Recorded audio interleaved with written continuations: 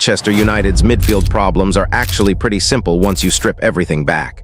It's not always about creativity. It's not always about tactics.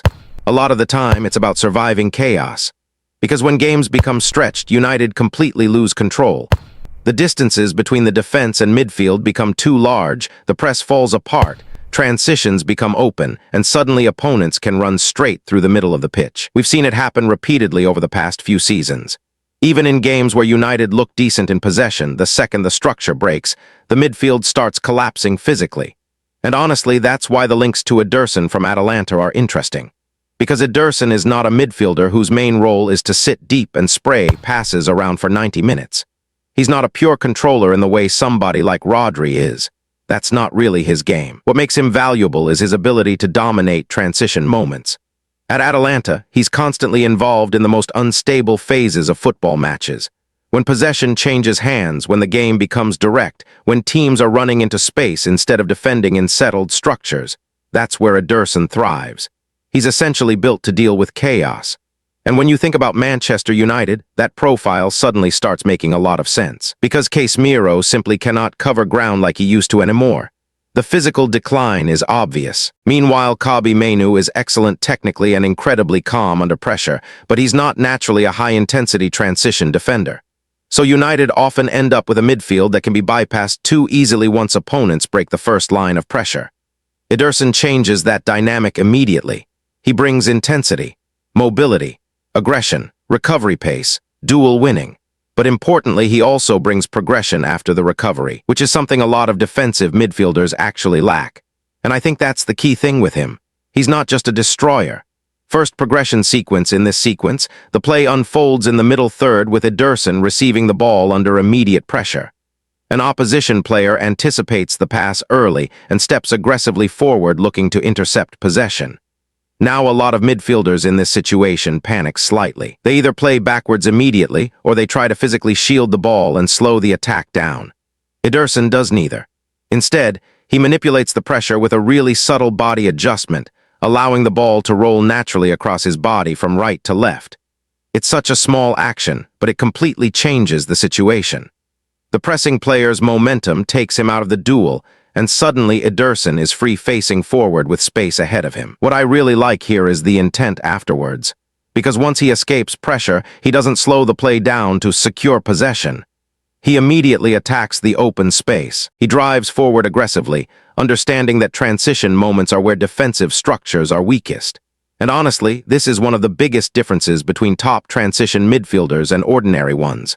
The best transition players understand timing. They recognize when the opposition shape is temporarily unstable and attack before the structure resets. Ederson does this constantly. As he carries the ball wider, he begins stretching the opposition horizontally, forcing defenders to shift across the pitch. That movement alone opens interior spaces centrally for teammates. But again, what stands out is what he does after releasing the pass. He follows the action immediately. Instead of standing still after progressing the ball, he moves into the next available pocket to continue the sequence. That movement sounds simple, but it's actually something United's midfield lacks massively. Too often United's midfielders pass the ball and remain static. The attack slows down, passing options disappear, and the tempo completely dies. Ederson injects energy into possession through movement, and this is why I actually think his best role long-term is probably as an aggressive number 8 rather than a lone 6. Because his game is built around momentum. He wants to engage physically with the game. He wants to drive play forward. He wants to cover ground constantly. He reminds me much more of those modern transitional midfielders who operate box-to-box, rather than traditional holding midfielders who sit and dictate rhythm from deep. Defensive engine. Now this next sequence probably explains why Premier League clubs are seriously considering him. The opposition regain possession deep inside their own third, and attempt to begin their build-up phase. The ball carrier looks for the nearest passing option, but Ederson immediately reads the passing lane before the ball is even released. And this anticipation is probably one of his best defensive qualities. A lot of players press reactively. They wait for the receiver to control the ball first and then engage. Ederson presses proactively. He begins accelerating during the pass itself.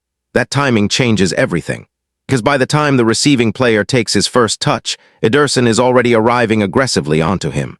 The receiver suddenly feels trapped between Ederson's front pressure and another Atalanta player nearby.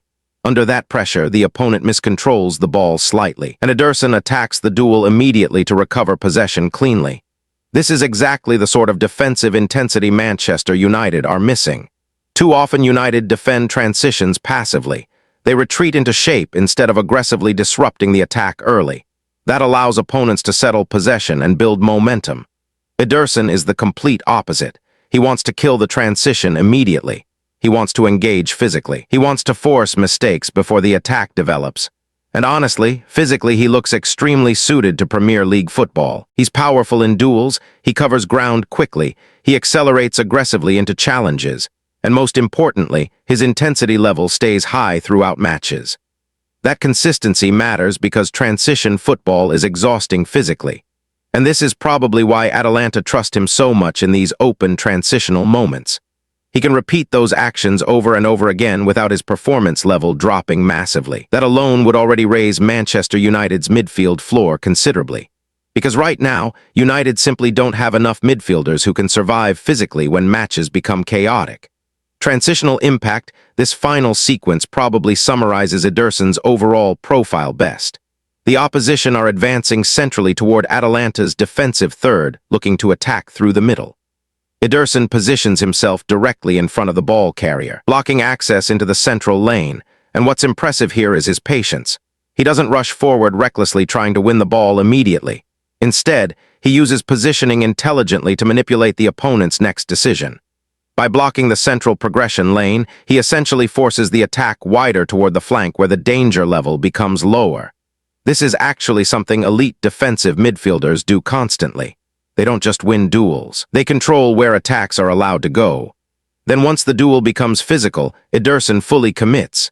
He times the challenge properly, stays balanced through contact, and wins possession cleanly. But again, the most important part is what happens next.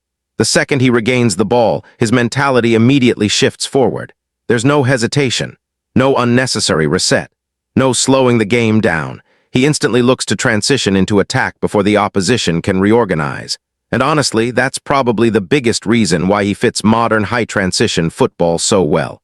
Football at the highest level today is increasingly about transition dominance. Teams want midfielders who can survive open spaces defensively, but also punish opponents instantly after turnovers. Ederson gives you both sides of that equation. Now does that mean he's the perfect midfielder signing for Manchester United? Not necessarily, because there are still limitations in his profile. I don't think he's a pure deep-lying controller. I don't think he's someone who dictates the tempo of matches through passing alone. He's competent technically, but I wouldn't describe him as an elite orchestrator from deep areas. And that matters. Because if United signed Ederson as their only major midfield solution this summer, I'd still have concerns about balance. You would still probably need another midfielder capable of controlling rhythm and progressing play consistently from the first phase. But if Ederson is signed alongside a more positional controller or deeper passer, suddenly the profile makes far more sense. Because then you're not asking him to become something he isn't. You're maximizing what he already does best. You let him press aggressively. You let him attack transitions. You let him cover huge spaces defensively. You let him inject energy into the midfield physically. And honestly, when you look at the current Premier League, athleticism in midfield matters more than ever. The game is faster, more transitional, more physical. Midfields are constantly being dragged into open space situations, and United right now simply don't have enough players who can consistently dominate those moments physically. Ederson would help with that immediately.